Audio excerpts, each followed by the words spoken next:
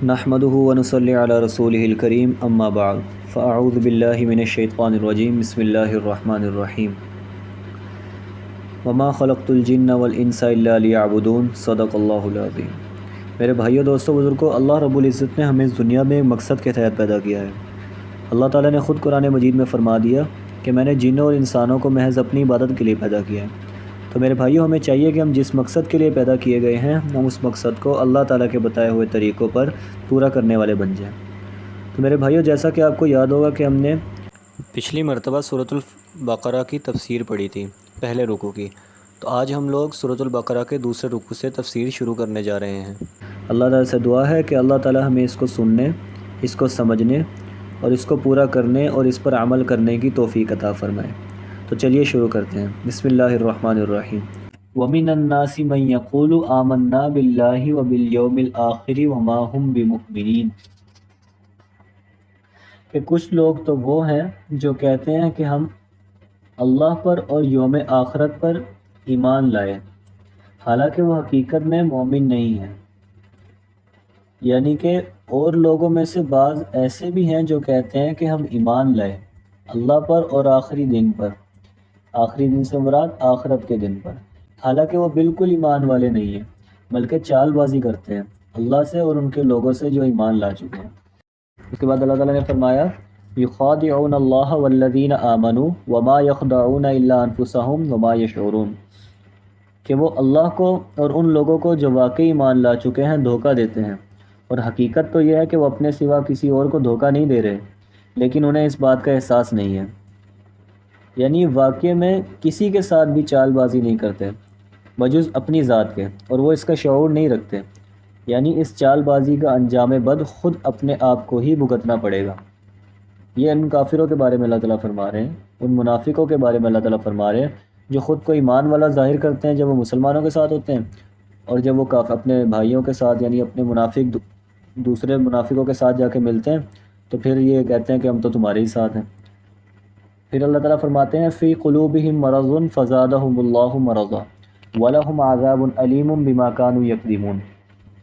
ان کے دلوں میں مرض ہے، چنانچہ اللہ تعالیٰ نے ان کے روگ میں اور اضافہ کر دیا اور ان کے لیے دردناک سزا تیار کی ہے کیونکہ وہ جھوٹ بولا کرتے تھے۔ تو اس کے بارے میں فرمایا خلاصے میں کہ ان کے دلوں میں بڑا مرض ہے، اور بھی بڑا اللہ تعالیٰ نے اس مرض کو بڑھا دیا۔ اس مرض میں ان کی بد اعتقادی اور اسلام اور مسلمانوں کی ترقی دیکھ کر حسد میں جلنا شامل ہے، اور ہر وقت اپنا کفر ظاہر ہو جانے کی فکر اور خلجان سب داخل ہے۔ مسلمانوں کی ترقی سے ان کا مرض حسد اور بڑھنا واضح ہے، یعنی مسلمانوں کی ترقی دیکھ کر ان کے دلوں میں حسد کا مرض اور بھی زیادہ ہوتا تھا۔ وَإِذَا قِيلَ لَهُمْ لَا تُفْسِدُوا فِي الْأَرْضِ قَالُوا إِنَّمَا نَحْنُ مُصْلِحُونَ، اور جب ان سے کہا جاتا ہے کہ تم زمین میں فساد نہ مچاؤ تو وہ کہتے ہیں کہ ہم تو اصلاح کرنے والے ہیں۔ تو خلاصہ یہ ہے کہ ان کے لیے سزائے دردناک ہے اس وجہ سے کہ وہ جھوٹ بولا کرتے تھے، یعنی ایمان کا جھوٹا دعویٰ کیا کرتے تھے، اور جب ان سے یہ کہا جاتا تھا کہ فساد مت کرو زمین میں تو کہتے تھے ہم تو اصلاح ہی کرنے والے ہیں۔ ان کی دو رخی سے جب فتنے فساد واقع ہونے لگے اور کسی خیر خواہ نے فہمائش کی کہ ایسی کارروائی موجب فساد ہوا کرتی ہے، اس کو چھوڑ دو، تو اس کے جواب میں یہ اپنے آپ کو بجائے مفسد کے مصلح بتاتے ہیں، یعنی اپنے آپ کو ہی اصلاح والا سمجھتے ہیں۔ تو اللہ تعالیٰ نے فرمایا الا انہم هم المفسدون ولکن لا یشعرون، یاد رکھو یہی لوگ فساد پھیلانے والے ہیں لیکن انہیں اس بات کا احساس نہیں ہے۔ یعنی یاد رکھو بے شک یہی لوگ مفسد ہیں، فساد پھیلانے والے ہیں، لیکن وہ اس کا شعور نہیں رکھتے کہ اپنے عیب ہی کو ہنر سمجھتے ہیں۔ آگے دوسری جہالت کا بیان آ رہا ہے کہ دوسروں کے ہنر کو یعنی ایمان خالص کو عیب اور حقیر سمجھتے ہیں۔ وَإِذَا قِيلَ لَهُمْ آمِنُوا كَمَا آمَنَ النَّاسُ قَالُوا أَنُؤْمِنُ كَمَا آمَنُ السُّفَهَاءُ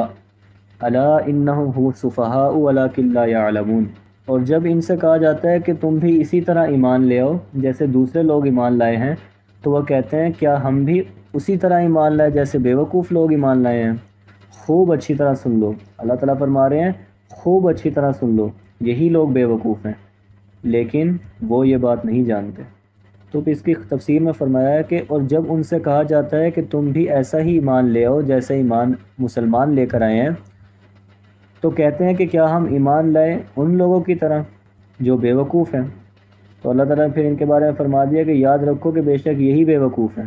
لیکن یہ اس بات کا علم نہیں رکھتے۔ منافق ایسی کھلی ہوئی بات بظاہر غریب مسلمانوں کے سامنے کر لیتے ہوں گے جن سے ان کو کوئی اندیشہ نہ تھا، ورنہ عام طور پر تو وہ اپنے کفر کو چھپاتے ہی پھرتے تھے۔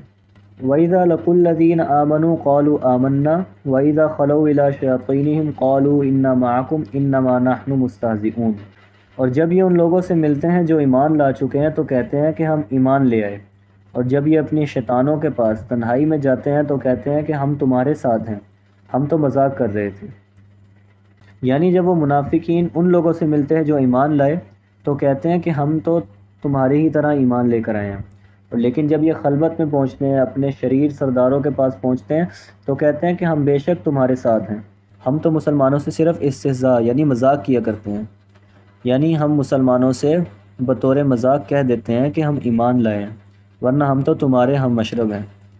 آگے ان کے استہزاء کا جواب اللہ تعالیٰ نے خود دیا، اللہ یستہزئ بہم ویمدہم فی طغیانہم یعمہون۔ اللہ ان سے مذاق کا معاملہ کرتا ہے اور انہیں ایسی ڈھیل دیتا ہے کہ وہ اپنی سرکشی میں بھٹکے رہتے ہیں۔ یعنی اللہ تعالیٰ نے اس استہزاء کا جواب اس طرح دیا کہ اللہ تعالیٰ ہی استہزاء ان سے کر رہے ہیں، ان کے ساتھ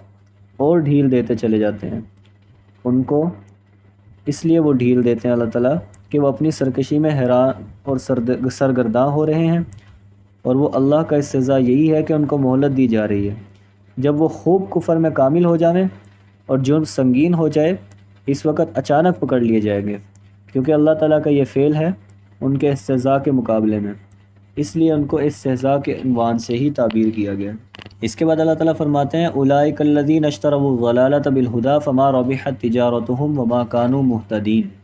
یہ وہ لوگ ہیں جنہوں نے ہدایت کے بدلے میں گمراہی خرید لیا، لہٰذا نہ ان کی تجارت میں نفع ہوا اور نہ انہیں صحیح راستہ نصیب ہوا۔ یعنی کہ یہ وہ لوگ ہیں کہ انہوں نے گمراہی لے لی بجائے ہدایت کے، تو کوئی بھی فائدہ نہیں ہوا ان کی تجارت کا، نہ یہ ٹھیک طریقے پر چلے، یعنی ان کو تجارت کا نہ سلیقہ حاصل ہوا، انہوں نے ہدایت کے بجائے گمراہی کو پسند کیا، تو یہ جو انہوں نے تجارت کی نا، یہ بالکل ہی ان کو کوئی فائدہ نہیں دے گی، کیونکہ انہوں نے ہدایت جیسی قیمتی چیز کے بدلے میں گمراہی لے لی ہے۔ اس کے بعد اللہ تعالیٰ فرماتے ہیں مثلهم كمثل الذي استوقد نارا فلما اضاءت ما حوله ذهب الله بنورهم وتركهم في ظلمات لا يبصرون۔ ان کی مثال اس شخص کی سی ہے جس نے ایک آگ روشن کی، پھر جب اس آگ نے اس کے ماحول کو روشن کر دیا تو اللہ نے ان کا نور سلب کر لیا اور انہیں اندھیروں میں چھوڑ دیا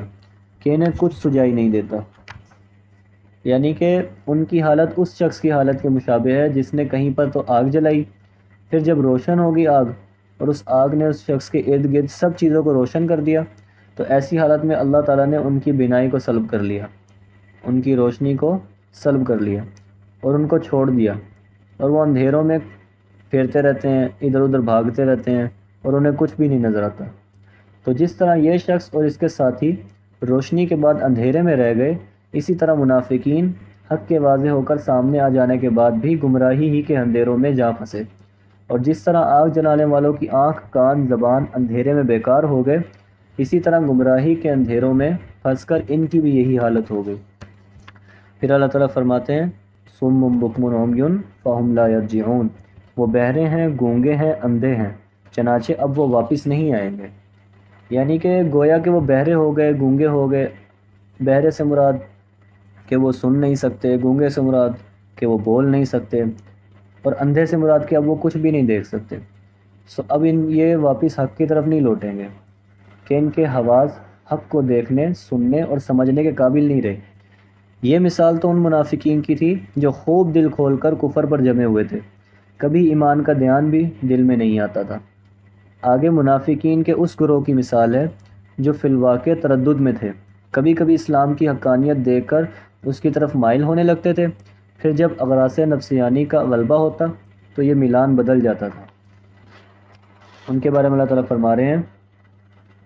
او کصیب من السماء فیہ ظلمات ورعد وبرق یجعلون اصابعهم فی آذانہم من الصواعق حذر الموت واللہ محیط بالکافرین۔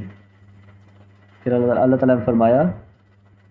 یا پھر ان منافقوں کی مثال ایسی ہے جیسے آسمان سے برستی ایک بارش ہو جس میں اندھیریاں بھی ہوں اور گرج بھی اور چمک بھی، وہ کڑکوں کی آواز پر موت کے خوف سے اپنی انگلیاں اپنے کانوں میں دے لیتے ہیں، اور اللہ نے کافروں کو گھیرے میں لے رکھا ہے۔ یعنی کہ ان منافقوں کی ایسی مثال اللہ تعالیٰ نے قرآن پاک میں دی جیسے کہ آسمان کی طرف سے بارش ہو، اس میں اندھیری بھی ہو اور بجلی بھی کڑکے، تو جو لوگ اس بارش میں چل رہے ہیں وہ اپنی انگلیاں کانوں میں دے لیتے ہیں بجلی کی کڑک کی وجہ سے، ان کو ڈر لگتا ہے کہیں اس بجلی کی کڑک کی وجہ سے ہمیں موت ہی نہ آ جائے۔ لیکن اللہ تعالیٰ کیا فرما رہے ہیں کہ اللہ تعالیٰ کافروں کو احاطے میں، یعنی اللہ تعالیٰ نے کافروں کو گھیرا ہوا ہے، یہ کہیں بھاگ نہیں سکتے اپنی موت سے۔ اس کے بعد اللہ تعالیٰ فرماتے ہیں یکاد البرق یخطف ابصارہم کلما اضاء لهم مشوا فیہ واذا ظلم علیہم قاموا ولو شاء اللہ لذہب بسمعہم وابصارہم ان اللہ علی کل شیء قدیر۔ ایسا لگتا ہے کہ بجلی ان کی آنکھوں کو اچک لے جائے گی، جب بھی بجلی ان کے لیے روشنی کر دیتی ہے وہ اس روشنی میں چل پڑتے ہیں، اور جب وہ ان پر اندھیرا کر دیتی ہے تو کھڑے رہ جاتے ہیں، اور اگر اللہ چاہتا ہے تو ان کے سننے اور دیکھنے کی طاقتیں چھین لیتا، بے شک اللہ تعالیٰ ہر چیز پر قادر ہے۔ یعنی کہ بجلی کی جو یہ حالت ہے کہ معلوم ہوتا ہے کہ ابھی ان کی بینائی اس سے لے گی، یعنی ان کو اندھا کر دے گی،